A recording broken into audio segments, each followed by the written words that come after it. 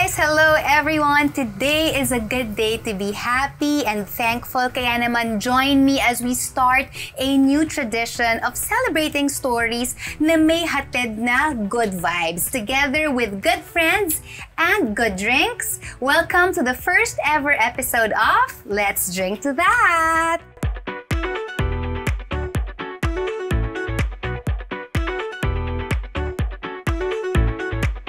Every single day, alam naman natin, marami tayong napapanood na news. Maaaring sa TV man yan, sa social media, sa radyo, or sa papers. Pero no matter how informative these news are, minsan, di ba talagang nakakadulot talaga ng stress. And yung stress, alam naman natin na hindi yan nakaka-fresh. That's why in our revamped channel, I wanted to create a space where we will push for good news lang. After all, there's always a reason to celebrate, hindi ba? Pero syempre, hindi makukumpleto ang party-party na to kung walang kasamang pumarty. Etong isang taong to, medyo nalito talaga ako kung sino ba talaga sa aming dalawa, si Doc Jill Ilustre. Kaya naman, i-welcome natin, content creator and isa po sa mga hosts ng Showtime Online U, AC Soriano! Grabe na to! Bago na to, ate! Thank you so much! Thank you for being here. Ate. At ito naman. Bakit parang bumaba? Huwag na natin i-introduce. Siyempre kung may Jody, merong Jody Mango! A good friend of mine, actress and comedian, China Crab!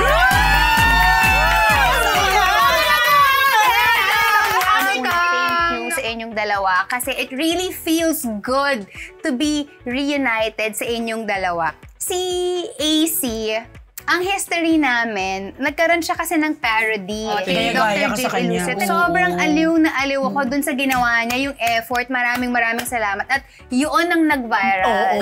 Your daughter. Yun ang Living with my husband. Your Totoo yan, daughter, ate. yan. No? Kasi in fairness naman, ang galing talaga ni Ate Jody dun sa show na yun. Oo naman. Nag-radiate na lang siya sa katawan ko na, Ay, talaga ba? Paano yung radiate? feeling ko nagiging si Jody na ako. Parang nagiging ganun na ako.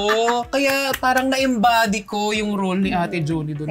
Si Doc Jill Ilustre. Palakpakan natin yung Jody Santa Maria. At tayo naman. Saan tayo nagsimula? Nung nagkasama tayo first sa Love You with an Accent. With Coco. And Tapos then, ito, kasi siya na lavender, pinagsama. Diba? tapos nag-lavender Kaya reels pa sobrang tayo. talagang grateful ako na nakasama talaga ako. So parang ako yung lucky mo niya. Thank you so much. But anyway, so ano na nga? Ready ka na ba sa inuman natin, sisi? Nako, inuman. ako pa ba? Pero huwag kayo mag-alala, syempre demure lang tayo ngayon dahil dapat tayo mga dalagang Pilipinas sa 2025. Of course, okay? dapat yan, Oo. di ba? So ang ating drink of the day ay red iced tea. Red kasi dadanak. Dadanak ang kabutihan ng puso ng ating mga i-feature sa araw na ito. Ayun naman pala. I'm just so happy. I feel so blessed na kasama ko kayo. So, let's drink to that! Uy, pero speaking of tea, ano ba yung mga dala nating mga tsaa, yung mga truth ng mga tao ngayon? Okay, simulan na natin sa ating unang good news. Nako, patuloy ang pag-unlad ng Bahay Aklatan ni Mang Nani Guanlao ngayong 2025. Now going on its 25th year since 2000 nagpapatakbo na siya ng Bahay Aklatan o Street Library kung tawagin si Mang Nani sa garahe ng kanyang bahay sa Metro Manila. Kasi naging mission na ni Mang Nani sa life niya na mamigay ng free book sa mga kabataan in high hopes of promoting literacy to Filipinos, especially doon sa mga kabataan natin. At eto na nga siya ay in his 70s na at auditor talaga siya by profession. Pero passion niya talaga yung pagbabasa niya. At bongga. At nagsimula rin siya with 50 books lang and eventually, naging 5 million yan. Wow. Spread across 300 places all over the Philippines. Nakakaloka. Iba din talaga ang level ni Kuya Naning. And now, meron na rin siyang pop-up libraries na kung saan-saan yung nagdadala siya ng mga libro, in a bag sa iba't ibang lugar. Pinamimigay yan. Di ba? Iba rin yung effort niya, friend. And I think kakaiba rin yung commitment. Yes. Di ba? And yung consistency. Kasi imagine, pwede mo na maggawin yan siguro, may timeline ka, o sige, 1 month ko lang, 2 months ko lang gagawin. But he's been doing it for the past 25 years. So parang feeling ko, nandun talaga sa heart niya. Nasa puso niya talaga yan. Passion talaga yun. Na gusto niya talaga na matutunan ng Filipino youth yung mahalin ang pagbabasa ng libro. Totoo. At saka 25 years, hindi nawawala yung high hopes niya para sa kabataan. Yun yung nakakatuwa. Hindi siya nag-give up, no? Oo, kasi parang ngayon ang dali na lang na mawala yung tiwala sa mga bata kasi may kita mo sa internet, iba na yung mga focus nila, andun na lahat. At saka ito ba, yung parang kung i-open mo yung bahay mo, yung personal space mo sa public, parang medyo scary yun kung titignan mo, di ba? Pero sa kanya, ay okay lang, open ang bahay. Sige, magbasa kayo dyan. Magbasa kayo, bubuksan ko yung part ng bahay ko, may mga libro ko dyan, bahala na, mamili kayo dyan, basta yung importante, magbasa. I think, nakikita kasi ni Mang Nani yung importansya ba or yung benefits din na nakukuha ng isang tao na palabasa. Na may tao palang kayang i-give up yung parang buong buhay niya for everyone, di ba? Talagang siguro kung meron kang dream or meron kang vision and mission in life, talagang kasama rin dun yung, siguro yung sacrifice. I'm sure si Mang Nani had to sacrifice so many things. For sure. Para lang, to turn his dream into reality. So, for sure. Mang Nani, naku po, saludo po kami sa iyo. Si Lord na lang ang magbabalik sa iyo ng lahat, Mang Nani. Yes, ibang klase po ang kabutihan ng iyong puso. At dahil dyan, let's drink to that! Mang Nani, we love you! Mang Nani, ikaw na. Okay, ang susunod naman natin good news, back-to-back stories of people who believe that honesty is the best policy. Siyempre, ang unang kwento natin dyan ay ang mga kababayan nating si Rose Junsay Malake at si Axel Del Alfonso. Nagsauli sila ng cellphone na naiwan ni G. Tiongson. Kasi si G sumakay ng tricycle, naiwan niya yung cellphone niya, and then ang sumunod na pasahero, si Axel tsaka si Rose. At walang kaabog-abog na chinek talaga nila agad yung cellphone at nakita nila na walang password yung Walang cellphone. password? Bakit walang Parang password? bibihira yung walang password yung cellphone, di ba? nakakagulat. So ayun, dahil walang password, so nagmarites, nahanap yung Facebook. Pinakailan ba? Yes, kasi syempre magulat, ay Facebook, ang talino nila doon para hanapin yung Facebook agad. So na-message nila yung may-ari at naibalik yung cellphone sa harap ng barangay official. So among ganun. Boit naman ang mga bagets. Oo, tsaka walang password. Parang hindi lang ako makapaniwala. Pangalawa naman, let's all cheer for an airport employee na si Christian James Andres and passenger Kevin Velasco. Alam niyo kung bakit? Kasi nakahanap sila ng lost wallet.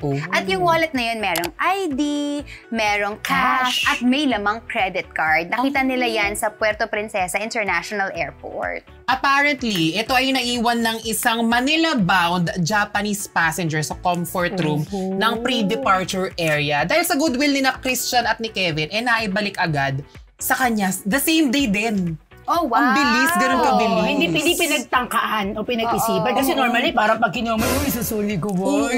Tapos, di ba? Actually, tempting yun, especially kung nandun ka sa point ng life mo na medyo matindi rin ang pangangailangan mo. Hindi mo masisisi. Hindi madali mag-resist ng ganong klaseng temptation. Some people would even consider that as, "Hoy, blessings! Hindi kayo ni Lord to, bigay ni Lord.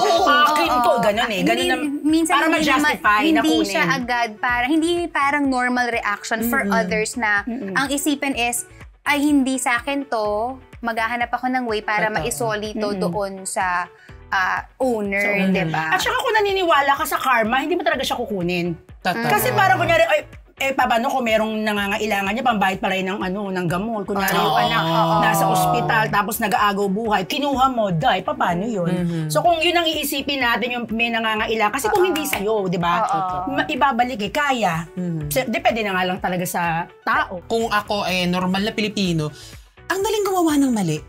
Ang sobrang daling gumawa ng mali ngayon, lalo na kung wala kang pinaniniwalaan na higher being. Magpakatotoo tayo, lalo na kung pera, cellphone na sobrang ganda, na pwede mong gamitin, credit card na pwede mong ikaskas. At may cash. Cash, oo. Pero ako naniniwala pa rin ako sa greatness, sa goodness ng tao. Yeah. At sana yun ang hindi mo, kaya siguro may ganito tayong show, para hindi para mawala alam nila, meron pa palang ganun, di ba? Oo, may mga mababait pa rin tao. Marirealize mo din talaga yung situation ng human heart. Totoo. We are also capable of doing sublime acts of charity. Ay, yung sublime! So, ano bang ibig sabihin ng sublime? Alam ko lang yung sublime.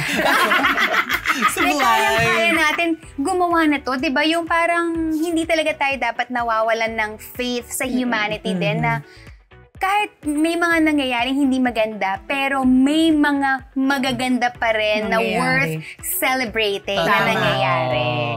At syempre sa mga kababayan natin na busilak ang puso at mga matatapat. Nako, saludo po kami sa inyo at dahil dyan, let's drink to that! Huwag tayo maging masama! Finally, our last good news for our first ever episode. Nako, ang kabutihan ng puso ng mga taga Las Piñas at Parañaque. Nagbayanihan sila para hanapin ang isang nawawalang aspin. I'm a fur mom myself, alam niyo po yan. So malapit talaga sa akin ang kwentong to. So we have here Tere Kilatan at ang kanyang rescued na aspin na si Pinpin. Kasi ganito po yan, last November 7, 2024, nawala po si Pinpin at halos 1 buwan nila itong pinaghahanap. Si Tere at ang kanyang pamilya, nagpa-print pa sila ng maraming flyers at tarpaulins para lang mahanap itong si Pinpin. Basilio! Ano?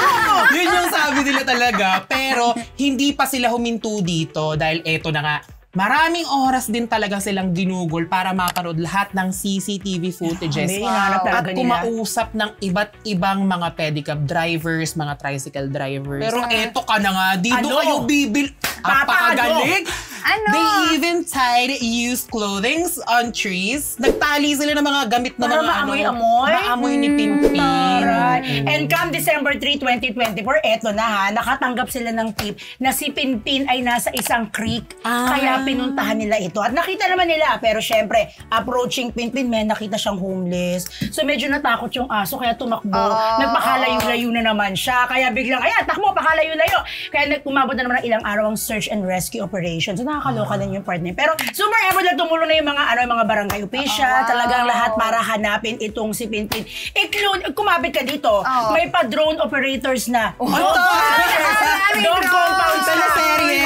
Iba yung mga strangers online sa internet, sobrang talagang tumutok sila. Eventually, naka-receive sila ng isa pang tip na si Pinpin daw ay nasa isang specific location. Siyempre, si Mommy Tere, dali-dali, pinuntahan yung location na nabanggit. Kaya ayun, na-reunite si Pinpin sa kanyang fur mom. Naniniwala talaga ako na minsan, mas mabait pa yung aso kaysa sa tao. Bakit parang may hugot ka, friend? Hindi kasi diba may mga ang mga aso. Loyal kasi talaga sila. Loyal, pure, nagmamahal talaga sila. Ayun din ako na natutuwa na yung mga ganitong kwento na parang kahit papano matutuwa ka na may nagmamahal pa rin, may tao pa rin na may care and concern and love for these beautiful creatures. Correct. Bayanihan spirit. Pinpin, di sarap. Ingim siya. Pinpin, Ayan, syempre para po sa mga taong naging bahagi ng pagbabalik ni Pinpin, let's drink to that! Nakabalik si Pinpin. Nakabalik si Pinpin. Diba? Eddie Au. And there you have it, guys. Iba't ibang good news tungkol sa good heart ng mga kababayan natin. Indeed, faith in humanity restored. Thank you for celebrating with me, AC and Gina. Thank you so much for having us. At saka ang bongga ng show na ito dahil ganito yung kailangan natin para maiba naman. Di ba? Parang good news ang lagi natin pinapakita sa mga tao. So, congratulations, Thank Sissy. you. Congrats. Oo, pero ito na nga, wish ko na sana marami pang mag-like, comment, at share nitong vlog na ito. At makapag-start din tayo ng trend na yung mga tao mismo, sila yung mag-share ng kanilang mga good news. Tama. At kailangan natin. Ma-celebrate natin sila dito mismo sa ating show.